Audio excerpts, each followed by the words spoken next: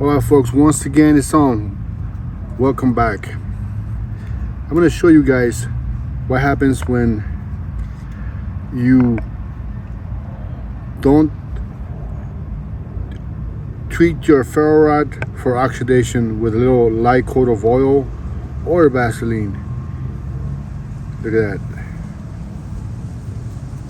You get that fine powder. It's all over if you don't use it a lot.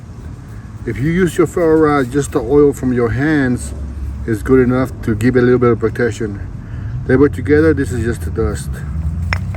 Check that out. Ferro rod oxidation.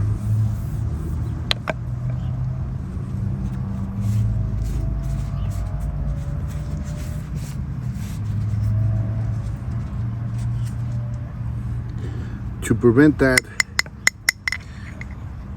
you need to coat it with some oil, but this still lights up.